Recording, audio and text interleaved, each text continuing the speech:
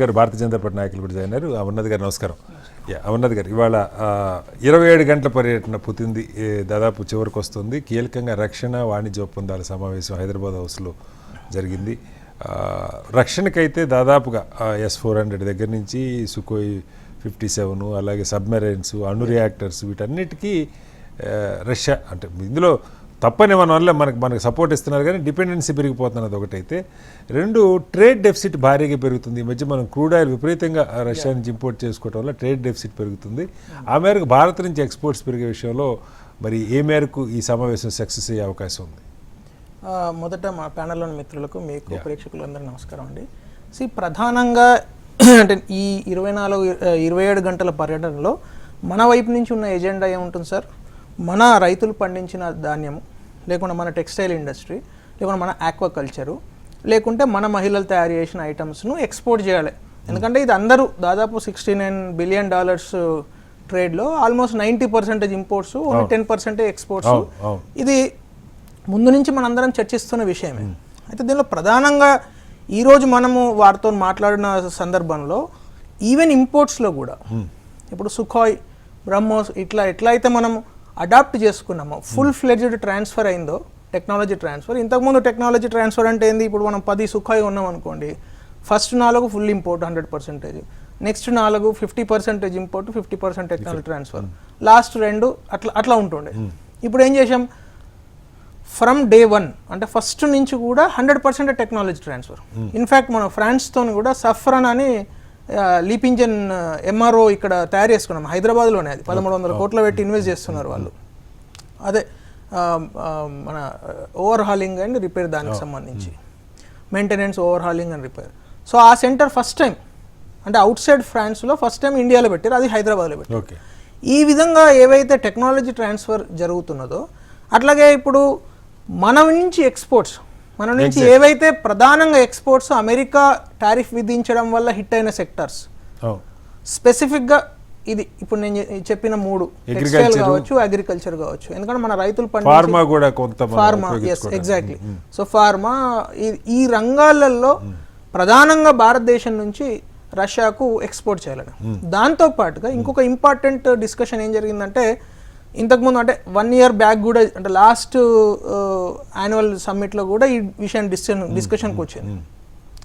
India అంటే రష్యాకు సంబంధించిన కంపెనీలలో, లేకుంటే రష్యాకు కావాల్సిన స్కిల్ సెట్స్తో ఉన్న హ్యూమన్ మ్యాన్ పవర్ను ఇండియాలో మనం స్కిల్ సెట్స్ను ట్రైన్ చేసి వాళ్ళని అక్కడికి పంపాలి.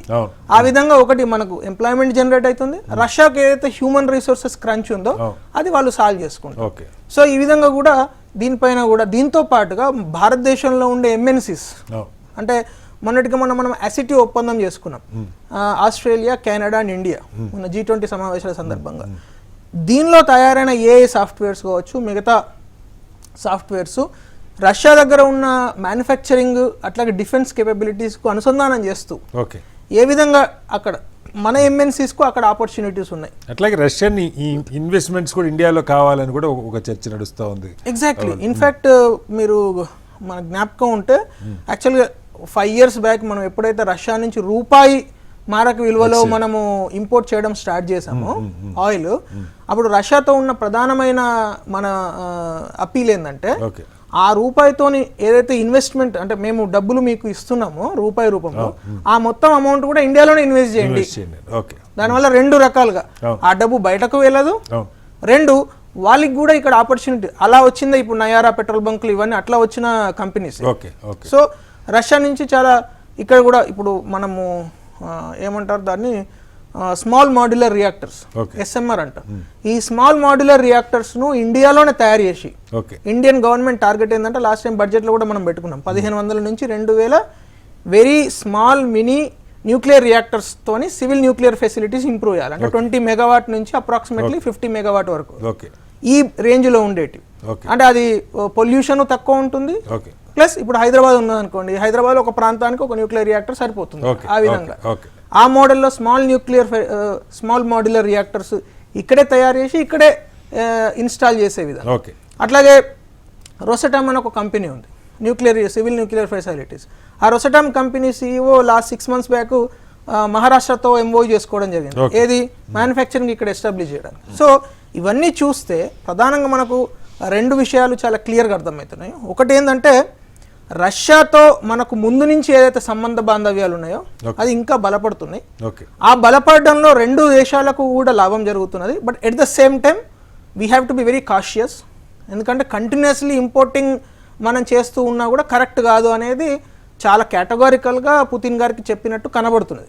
ఎందుకంటే వాళ్ళు ఈ 3 ప్రధానమైన రంగాలలో హీ ఓన్లీ వెరీ అంటే చాలా చెప్పారు 3 ప్రధానమైన రంగాల ఎక్స్పోర్ట్స్ పెరుగుతాయని. రెండోది మనకు అర్థమవుతున్నది ఏంటంటే వీరిద్దరి మధ్యలో ఉండే ఒక అంటే ఇండియా రష్యా మధ్యలో ఉండే ఒక బాండ్ ప్రపంచ దేశాలకు ఒక మెసేజ్. ఇవాళ చైనా కూడా పాజిటివ్ గానే రియాక్ట్ అయింది దీని గురించి, చాలా వెల్కమింగ్ గానే అమెరికాకి ఇది మంచిది, దీనివల్ల వాళ్ళ ఆంక్షలు పెద్దగా ఫలించే అవకాశం ఉండదని కూడా మాట్లాడుతున్న పరిస్థితి. సో నిన్న కూడా నేను ఒక ఛానల్లో ఇదే చెప్తున్నాను అనమాట. బేసికల్లీ ఏంటంటే మన విదేశాంగ నీతి చాలా సింపుల్ సార్. ఇప్పుడు మోడీ గారి పరిపాలనలో మన విదేశాంగ నీతి ఏంటంటే trust no one, no one is our enemy, and dependence on no one. ఆత్మనిర్భర్, మన ఆత్మనిర్భరత పెంచాలి డిఫెన్స్లో వచ్చి అనేక రంగాలలో. At the same time you don't have any enemy, don't consider any one as your enemy. ఇప్పుడు అమెరికా దగ్గరికి వెళ్తే వాళ్ళ మీద డిపెండెన్సీ లేదన్న దగ్గరే పాయింట్ సార్. ఇప్పుడు ఉదాహరణకి మనకి రఫేల్ అప్పుడు కూడా ఈ చర్చ జరిగింది, టెక్నాలజీ ట్రాన్స్ఫర్ కావాలని. బట్ ఫైనల్గా అది టెక్నాలజీ ట్రాన్స్ఫర్ ఏ మేరకు హెచ్ఏఎల్లా అనిల్ అంబానీ కంపెనీనా ఆ గందరగోళం ఒకటి ఉంటే, ఇప్పుడు సుఖోయ్ 57 కొంటున్నాం, న్యూక్లియర్ రియాక్టర్ సంబంధించి వాళ్ళ దగ్గర కొంటున్నాం, సబ్మెరైన్స్ వాళ్ళ దగ్గర సపోర్ట్ తీసుకుంటున్నటువంటి పరిస్థితి. మ్యానుఫ్యాక్చరింగ్ వేరు, టెక్నాలజీ ట్రాన్స్ఫర్ వేరు. మీరు ఇక్కడ మ్యానుఫ్యాక్చరింగ్ జరిగితే సరే ఎంప్లాయ్మెంట్ ఆ మేరకు మనకి జనరేట్ అవుతుంది. టెక్నాలజీ ట్రాన్స్ఫర్ విషయంలో ఎంతవరకు ముందుకున్నాం అనేది ఒక పాయింట్. క్లియర్ సార్, నేను చెప్తున్న మాట కాదు.